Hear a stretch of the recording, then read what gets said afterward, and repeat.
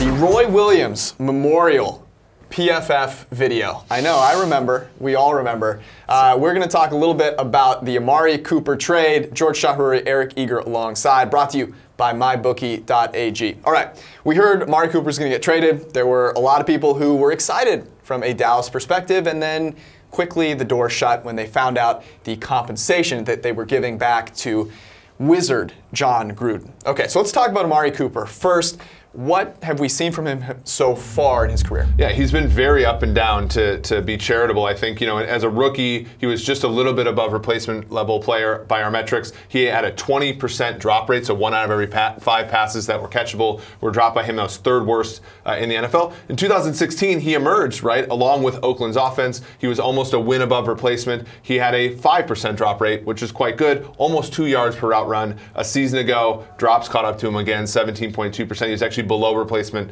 level at times. So, as a player, they're really, betting on something with a first-round pick that is very uncertain going forward. Yes, certainly. There is a lot of up and down in Amari Cooper, a lot of tantalization, a lot of frustration.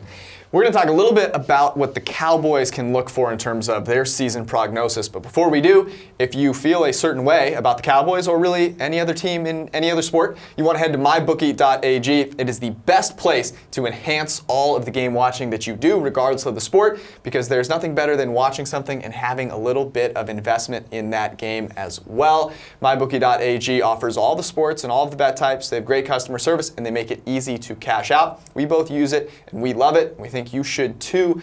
Use promo code PFF to get a $1 match on your first deposit. MyBookie.ag. You play, you win, you get paid. All right, so the Cowboys, they lost that game to Washington. I think this maybe makes a little more, I can at least see where they're coming from a little bit if they win that game.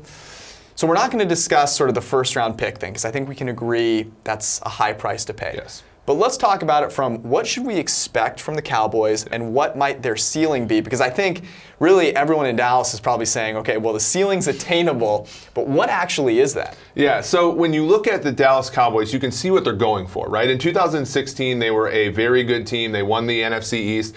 They had 2 receivers, Cole Beasley, Dez Bryant, who were about 1 win, a little bit more than a win above replacement, and that was the best Dak Prescott we saw. A season ago, they had no wide receivers even close to that, and Dak Prescott was far a bit weaker, and then this season we've seen him decline even further.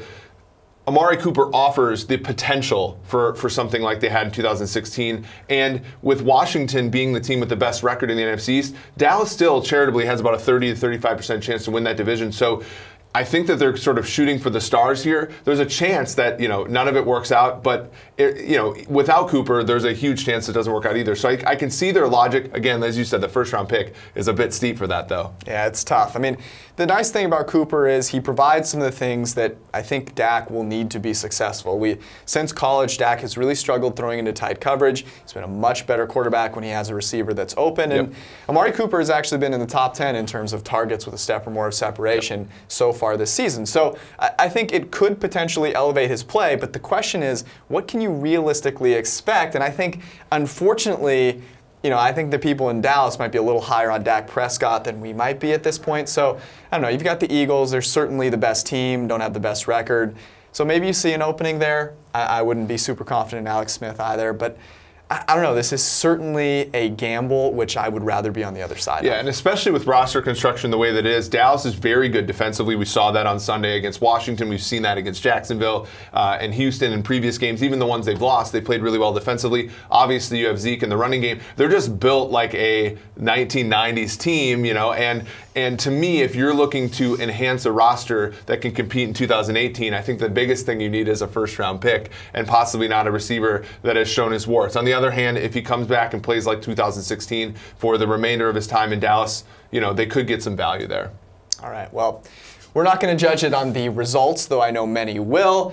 We're process-oriented people. But you may be a results person, so you'll want to stay tuned and check out all of our content going forward at profootballfocus.com.